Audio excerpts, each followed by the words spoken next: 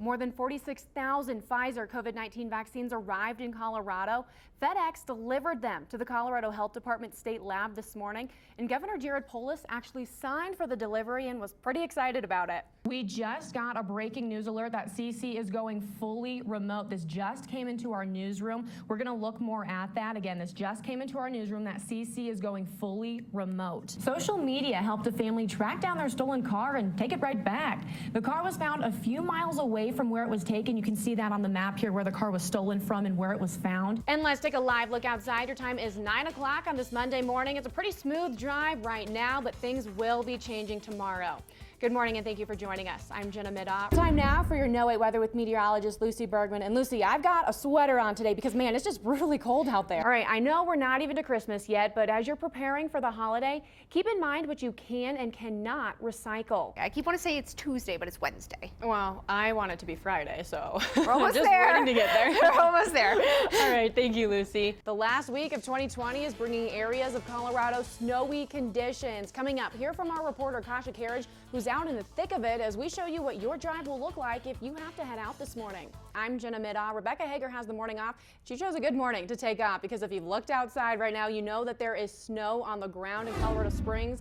And since schools are on break, we obviously don't have any school delays or closures to report, but there are some military installations that are pushing their start times back. The Pueblo Chemical Depot is running 2 hours late. Fort Carson has a delayed report time of 9 a.m. Peterson, Schriever, and Cheyenne Mountain also have delayed reporting. And we do want to check in with meteorologist Lucy Bergman because we are under that 11 breaking weather alert. And not only is there snow on the ground, Lucy, but there is fog out there in some spots. I know my drive-in was pretty scary this morning. Thank you, Lucy. And we do want to tell you a little bit more about that on-time traffic alert Lucy was talking about. Right now, Colorado Springs police are investigating a rollover. This happened late last night near 19th and King, just north of Old Colorado City. Police are asking people to stay away from this area while they investigate. We are still working to learn more about whether anyone was hurt in this crash. We will update you as we get more information. All right, and we are staying on top of this 11 breaking weather alert. We want to get you out on the road so you know what to expect if you have to head out this morning.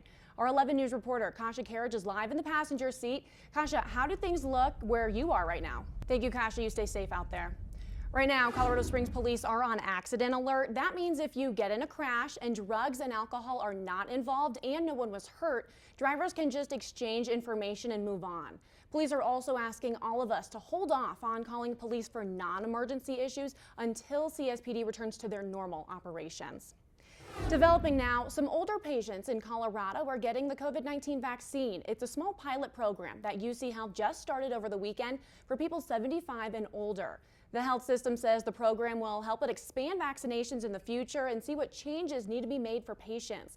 If you qualify for the vaccine, you must make an appointment. UC Health will then send you a message when a vaccine becomes available. The health system is asking everyone to be patient and watch for that message. UC Health says it is still giving vaccines to first responders and healthcare workers. Looking ahead, there may be more COVID vaccine doses out there than have originally been reported.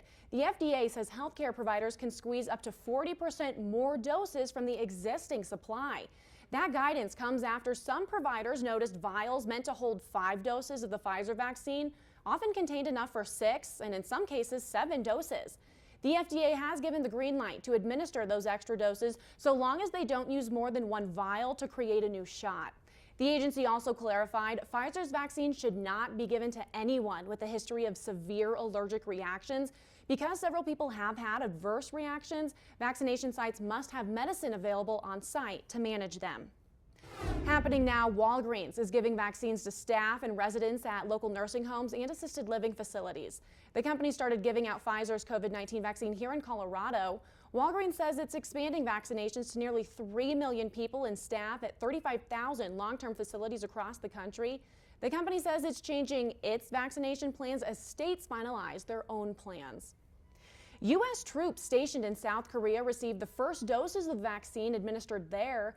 This happened yesterday as health officials in Seoul reported a daily record of 40 deaths as cases there surge. South Korea is one of 4 overseas locations in the Department of Defense's initial phase distribution plan. Happening now, there is considerable avalanche danger in Colorado's mountains. Quite a bit of the high country is under a watch. The National Weather Service issued the first widespread watch of the season after 4 deaths in under 2 weeks. Right now, we are expecting multiple inches of new snow on top of weak snowpack in the mountains. The watch started yesterday morning and is expected to end by 8 this morning. Looking ahead, a top UK immunologist is warning that the coronavirus outbreak is an incredibly dangerous phase and called for the vaccination program to be ramped up, urging people to get the shot once they're allowed. The immunologist says healthcare workers were expecting a tough winter, but were not prepared for the impact the variant has had in the UK. He also says he is certain that anyone who gets the vaccine will have a high level of antibodies. Health officials say it's normal for viruses to mutate into new strains over time. Coming up, what experts say needs to happen, though, for the coronavirus to be completely eradicated. Also, a Republican congressman is suing Vice President Mike Pence in an effort to challenge the election. What the suit alleges. And let's take a live look outside. It is 5:08. Those roads are still snow-packed and we are seeing some fog. We'll have another check of your weather and traffic coming up after the break. Yeah, I know my drive-in was super foggy, so could barely see past the front of my car. So definitely want to be careful as you head out there this morning. Thank you, Lucy. And we are staying on top of this 11 breaking weather alert. Let's get you outside so you can see exactly what you'll be up against as you get your day started. 11 News reporter Kasha Carriage is live outside the car for us right now. And Kasha, where are you at and how are things looking? All right, get back in that car, Kasha, and warm up. Thank you. According to the World Health Organization, it's normal for viruses to mutate into new strains like what's happening with the coronavirus right now. The WHO believes more mutated viruses will be discovered in the future, and the world's top health officials say the coronavirus could live in our communities for years to come. The mutant strain has been identified in the UK, South Africa, Japan, Canada, and South Korea. Looking ahead now, there are 3 Defense Department briefings set for President-elect Joe Biden's transition team this week. That comes hours after Biden said in a speech that President Trump's administration is creating roadblocks for him and his advisors. This is all according to NPR. Biden says a lack of information on military issues for his transition team could pose a threat to national security. We told you yesterday morning how President Trump signed a coronavirus relief and government funding bill, but unemployment payments for millions of Americans are not yet on their way. Checks will likely be delayed because the president allowed those programs to expire before he signed the bill. Retired Army Lieutenant Colonel Alexander Vindman says it was a privilege to testify at President Trump's impeachment hearing, despite the cost. He told lawmakers it was inappropriate for the president to urge Ukraine to investigate then presidential candidate Joe Biden. After that, the president fired Vindman, removing him as the National Security Council's top Ukraine expert.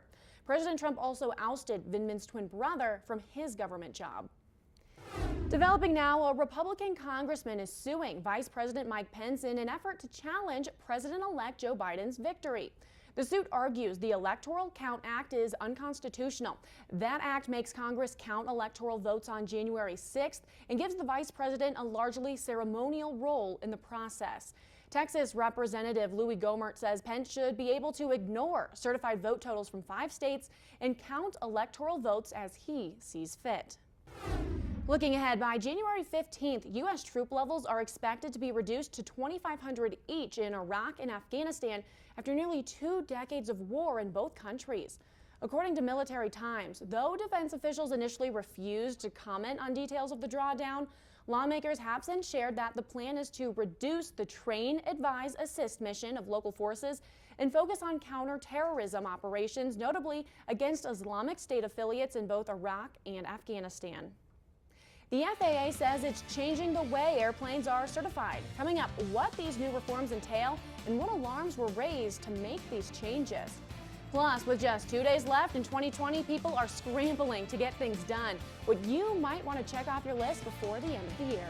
Welcome back to 11 News this morning. Your time is 5:22. We're taking a live look over the Motor City curb. Kind of hard to tell, but there is snow on the interstate right there, and in some spots it's very foggy. Visibility isn't too bad in this shot, but we will get another check with Lucy Bergman coming up in just a little bit. The FAA says small drones will be allowed to fly over people and at night in the United States. This is a significant step toward the widespread need of commercial deliveries. According to Reuters, this comes as big retail giants like Amazon and Walmart have received federal approval to begin testing commercial deliveries through drone fleets. In September, Walmart said it would run a pilot project for delivery of grocery and household products through automated drones, but acknowledged it will be some time before we see millions of packages delivered via drone. Developing now, the FAA says it will reform how it certifies new airplanes in line with legislation passed by Congress. This comes after two deadly Boeing 737 MAX crashes killed 346 people. The reforms include requiring disclosure of critical safety information and provide new whistleblower protections. According to Reuters, an FAA survey released in August found some safety employees reported facing strong external pressure and raised alarms the agency does not always prioritize air safety. Today is known as TikTok Day, and it's not because of the popular social media app you might know about. With just 2 days left in 2020, today is the day to get everything you need to done before the year is over. That includes things like donating to charity for tax purposes and using all the funds in your flexible savings account. And I don't know about you, Lucy, but hopefully you got everything you need to do done. Well, the last week of 2020 is bringing areas of Colorado snowy conditions. We've been telling you about it all morning. In the next half hour, we will take you around the city again to show you what your drive will look like if you have to head out this morning. All right, let's get to Fraud Friday. We are teaming up with AARP Elder Watch to let you know about the biggest scams making the rounds. Every Friday, we check in with the experts to give you the latest information to keep yourself safe from scammers. I'm joined now with Mark Federhoff, the program manager for AARP Elder Watch. Thanks for joining us, Mark. Thanks for having me, Jenna. Great to be here. So just refresh us. What is AARP Elder Watch and what do you guys do? We're a program that's statewide. And speaking of that, what's one of the biggest scams you've been hearing about recently? Yeah, we've seen an uptick in government grant scams. How can people keep themselves safe or know what to look out for to know this is fake? Yeah, it's really just important to know that. And as we get closer to the holidays, are you getting more calls or hearing more reports of scammers trying to take advantage of people around this time of year? Yeah, the holidays are really ripe. And if someone wants to report a scam or learn more about AARP Elder Watch, how can they reach out to you guys? Yeah, please give us a call. Perfect. Well, thank you so much for sharing that insight with us. And again, we will be doing this Fraud Friday segment weekly through the end of the year. Thanks again for your time, Mark.